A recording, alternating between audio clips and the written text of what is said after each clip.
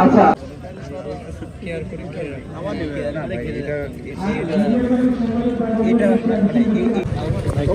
Mobile একটু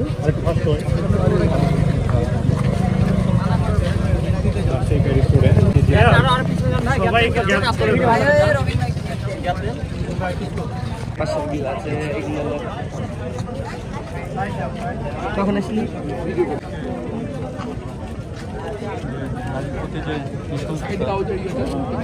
বাবা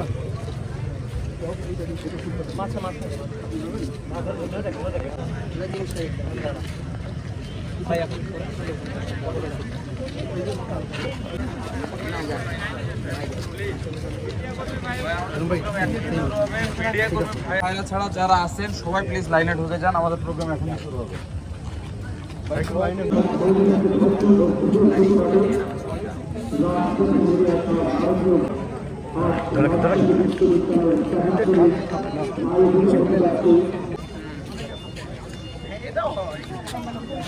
সবাই ধরে রাখেন।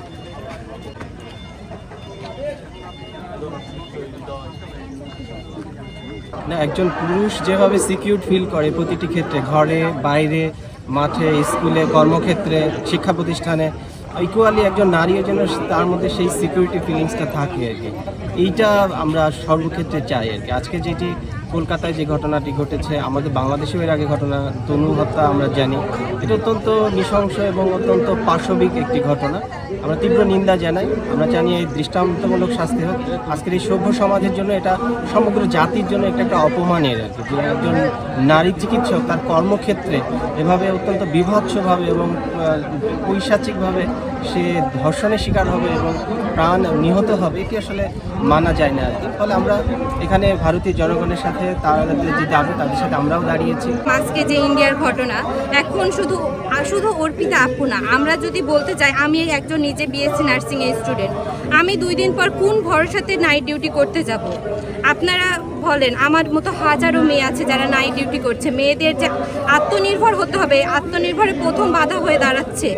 আমরা চাই এই রেপ বন্ধ হোক, এটা সুস্থ একটা সুন্দর বিচার হোক, বিচার চাই আমরা। শুধু এটা তনুর, যেমন তনু হয়েছিল, আবার ডক্টর মমিতার, আমরাও একজন নার্সিং স্টুডেন্ট, আমাদেরও ওর মতো ওয়ার্ডে থাকতে হয়। কারণ মেডিকেল আমাদের দ্বিতীয় ঘর বলতে পারেন। যেখানে সমাজসেবা দিতে যে আমাদের নিজেদের ধর্ষণ হতে হয়, তো সেখানে তো আমাদের নিরাপত্তা থাকছে না। কারণ আমাদের কাজ মানুষের সেবা করা, সেখানে সে সেবা করতে যে আমাদের ধর্ষণের শিকার হচ্ছে, তাহলে মানবতাটা কোথায় আছে? যেমন আমরা জানি কি হচ্ছে, নারী ও শিশু নির্যাতন দমন আইন আছে। তো শুধুমাত্র খালি আইন থাকলে হবে না, ওই আইনটা অবশ্যই বাস্তবে প্রয়োগ থাকতে হবে এবং হচ্ছে এটার জন্য দৃষ্টান্তমূলক শাস্তির ব্যবস্থা করতে হবে। তবে আমি মনে করি কি এটা প্রতিরোধ সম্ভব। প্রতিরোধ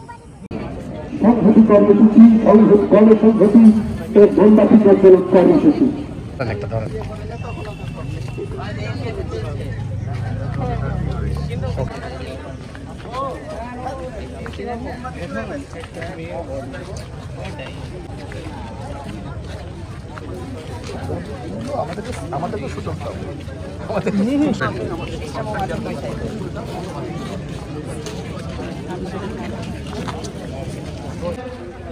আজকের কর্মসূচি গণসংহতি ও মোমবাতি প্রজ্বলন। এই কর্মসূচিতে অংশগ্রহণকারী সকল ছাত্র সমাজ, তরুণ আমজনতা সকলকে আন্তরিকভাবে ধন্যবাদ এবং কৃতজ্ঞতা জ্ঞাপন করছি।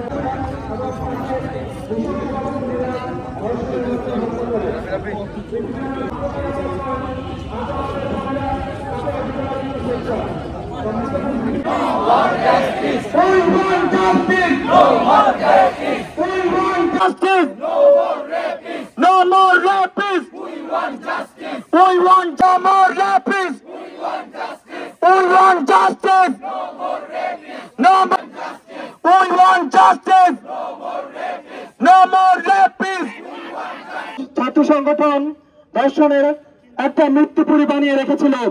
আপনারা জানেন, সেঞ্চুরি করে সেখানে কেক কাটার মতো ঘটনা ঘটেছিল, কি নৃশংস, কি আচ্ছা মিডিয়া কর্মীরা ব্যতীত